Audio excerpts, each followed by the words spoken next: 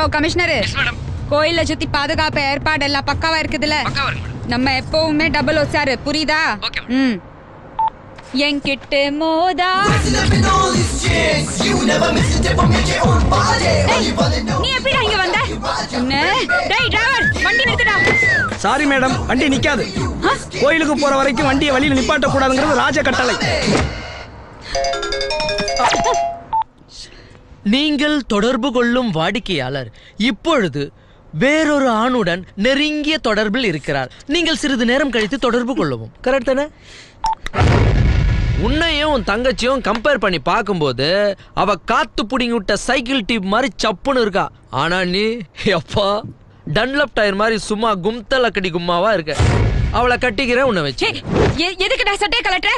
மெட்ராஸுக்கு போய் என்னடா கட்டின 4 பேர் கேட்டுற கூடாதுல்ல, அதுக்கு தான். மரியாதையா நீ சட்டை போடியா இல்லையா? சட்டையை கட்டின எனக்கு பேண்ட்டை கட்டுறதுக்கு 2 நிமிஷம் ஆகாது.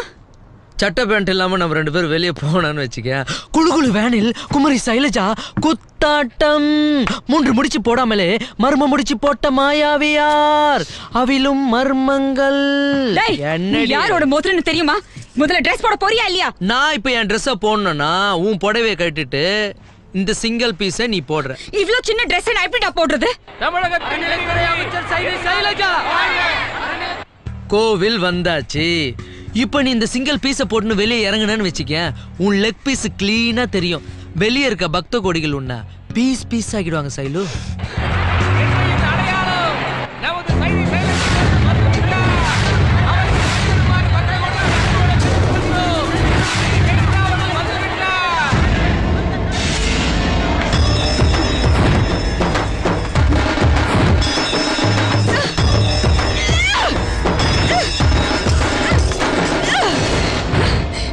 இதே கோலத்துல கீழே இறங்கி என்ன ஒருத்த கற்பலுக்கு முயற்சி பண்றான்னு கதறி அழுதேன்னு வை. கோயிலுக்கு வந்திருக்கிற என் கட்சி தொண்டர்கள் உண்மையில வெறி நாய் மாறி பாஞ்சி கடிச்சு கொதறிடுவாங்க. குழு வேனில் மந்திரி சைலஜாவிடம் மர்ம ஆசாமி குறும்பு ஆவேசமான தொண்டர்களிடம் சிக்கி அடியுதை. காம கொடுரனுக்கு 7 ஆண்டு கடங்காவல். டேய் ஒரு கற்பு கரசிக்கிட்ட போய் சட்டை கலட்டி சீன் போட்டேன்னு வை, அவ கண்ணீர் விட்டு கதறி அழுதுருப்பா. நாங்க எல்லாம் அதை தொலைச்சி பல வருஷம் ஆயிடுச்சுடா. எந்த சீனை யார்கிட்ட போடணும்னு கொஞ்சம் விவஸ்தை வேணா? இதே கோலத்துல கீழே இறங்குறதுக்கு நான் ரெடியா இருக்கேன். நீ இறங்குடா.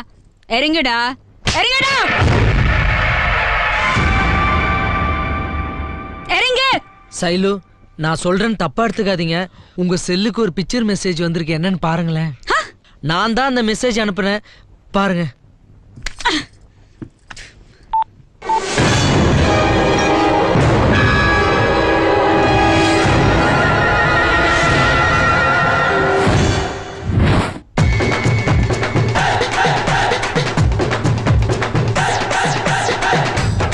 நீ எந்த லெவலுக்கு வேணா இறங்குவ, எதை வேணா கட்டுவேன்னு எனக்கு நல்லாவே தெரியும். அதான் கோவில் ட்ரஸ்டியை குத்தி கொலை பண்ணும்போது சேஃப்டிக்கு ரெக்கார்ட் பண்ணி வச்சேன். அது இப்போ யூஸ் ஆகுது. இப்போ உன் செல்லுக்கு அனுப்பின வீடியோவை யாரோ 100 பேருக்கு அனுப்புறேன்னு வச்சுக்க. 100 1000 மாறும், 1000 லட்சமா மாறும், லட்சம் கோடியா மாறும். தமிழ்நாடே தகன்னு பத்திக்கிட்டு எறியண்டி. நான் சைலுடா. சைலு, நீ சைலு, நான் ஸ்டைலு. நீ தூசு, நான் மாசு. நீ வெறும் திராட்சை, நான் ருத்ராட்சை. இதுக்கு பேர் தான் இங்கிலீஷ்ல சொன்னா ரிவிட்டு, தமிழ்ல சொன்னா அப்பு. போட்டுக்கிட்டு இறங்குடி என் சூப்பு. தங்க தலைவி சைலஜா, தங்க தலைவி சைலஜா.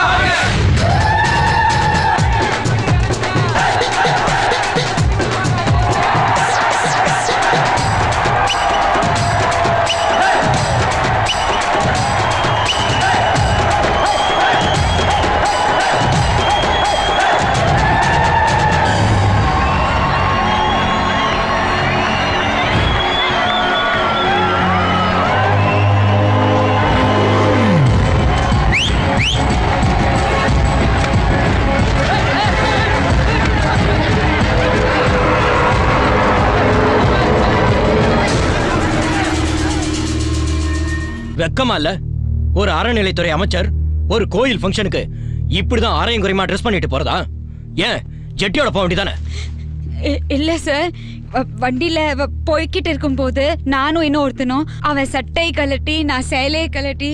சிச்சி இது வரையா? ஐயோ அது இல்ல சார், அது எதுவா இருந்தாலும் சரி, இதுக்கு மேலேயும் உன்னை நான் அமைச்சர் பதவியில வச்சிருந்தா என் கவர்மெண்ட் டிஸ்மிஸ் ஆயிடும்.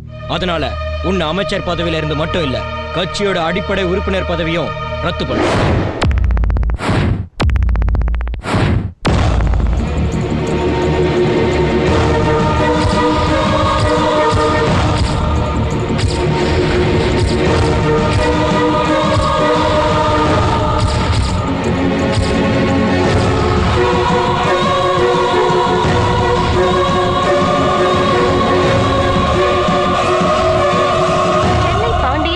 ஹாஸ்பிட்டல்ஸ் டாக்டர் பால் பாண்டியன் சமீபத்தில் 100 ஏழைகளுக்கு இலவச ஆபரேஷன் செய்ததை பாராட்டி காந்தி அறக்கட்டளை இந்த வருடத்தின் சிறந்த மனிதநேயர் என்ற பட்டத்தை வழங்கியிருக்கிறது. இதற்கு தமிழக முதல்வரும் அனைத்து சமூக அமைப்புகளும் இவருக்கு வாழ்த்து தெரிவித்துள்ளது. சிறு வயதிலிருந்தே ஏழைகளுக்கு உதவி செய்ய வேண்டும் என்பதே எங்கள் அண்ணனின் ஒரே ஆசை என்று பால் பாண்டியனின் தம்பி ராஜபாண்டியன் தெரிவித்திருக்கிறார்.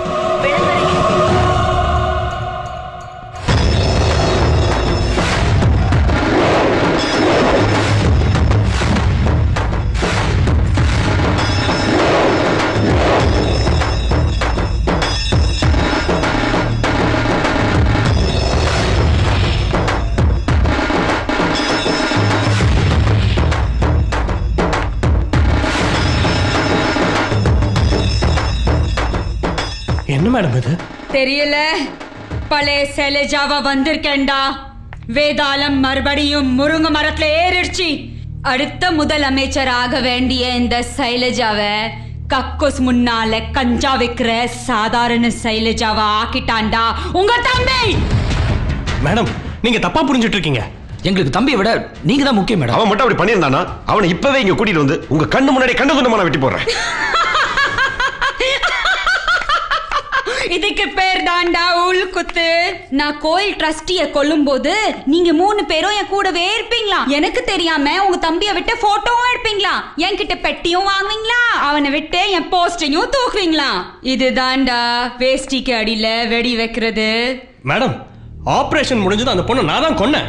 இவனை வெளியே விட்டா பிரச்சனை ஆகுன்றதுக்காக வீட்டோட வேலைக்கார மாதிரி வச்சிருக்கோம்.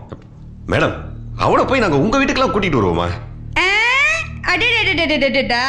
கமலா ஹசன், விக்ரம், சூர்யா 3 பேரும் சேர்ந்து ஒரே படத்துல நடிச்சா எப்படி இருக்குமோ அப்படி ஒரு பெர்ஃபார்மன்ஸ்.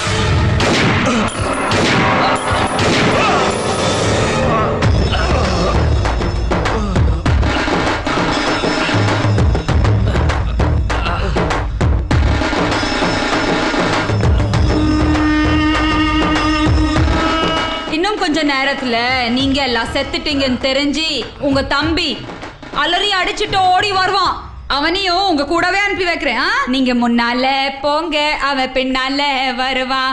என்னடா ராஜா நீ எங்கடா இருக்க, வாடா சீக்கிரம் உனக்கு வைக்கிறேன்டா ஆப்பு. நீங்க ஃப்ரண்ட்ல போங்க, அவ பேக்ல வருவான். நீங்க ஃப்ரண்ட். ராஜா அன்னைக்கு பாண்டிய பேசுறேன்டா. இதுவரைக்கும் எந்த மினிஸ்டர் நம்பிக்கிட்டு இருந்தோமோ அவளை எங்க 3 பேரையும் சுட்டுட்டாடா. அடுத்ததான் ஒன்னதான் கொல்ல போறேன்னு சொல்லிட்டு இருக்கா.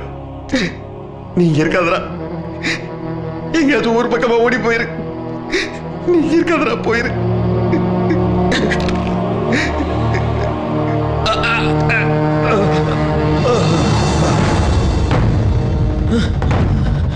அண்ணா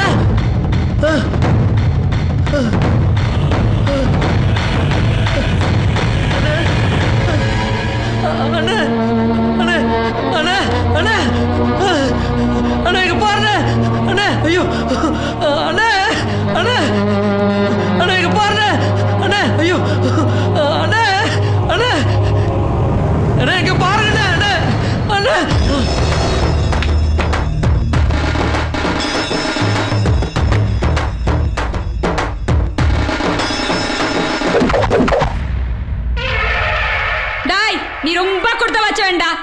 3 அண்ணங்களுக்கும் ஒரே நேரத்துல கொல்லி வைக்க போற முதல் தம்பி நீ தாண்டா. ஆனா அதுக்கு முன்னால உனக்கு கொல்லி வைக்க போறது ஒரு வெள்ளி. உன் ஸ்டைல்லே சொல்றேன். தமிழ்ல சொன்னா வெள்ளி, இங்கிலீஷ்ல சொன்னாலும் வெள்ளி.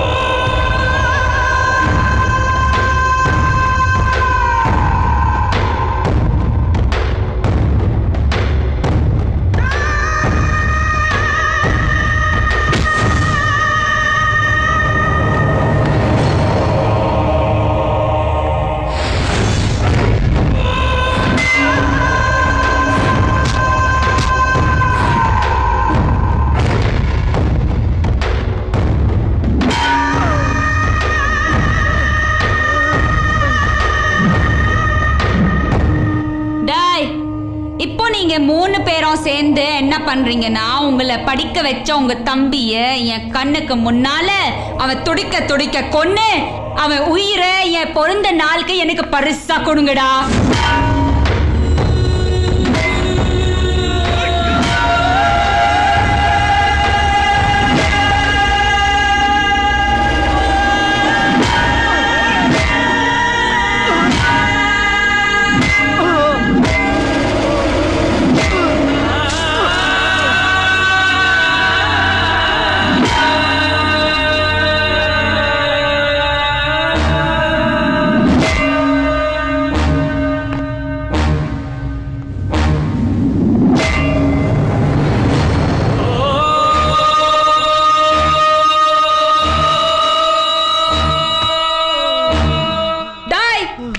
அண்ணனுங்க கூடவே இருந்து நீ நடிச்ச நாடகத்தை தெரிஞ்சுக்கிறதுக்கு நாங்க நடிச்ச நாடகம் தாண்டா இது.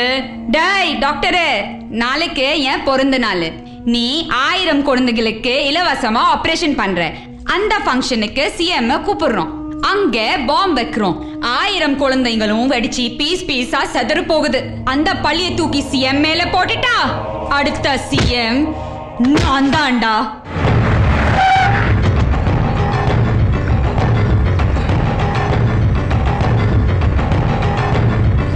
அவனை உயிரோட குழிக்குள்ள போட்டு போதுங்கடா.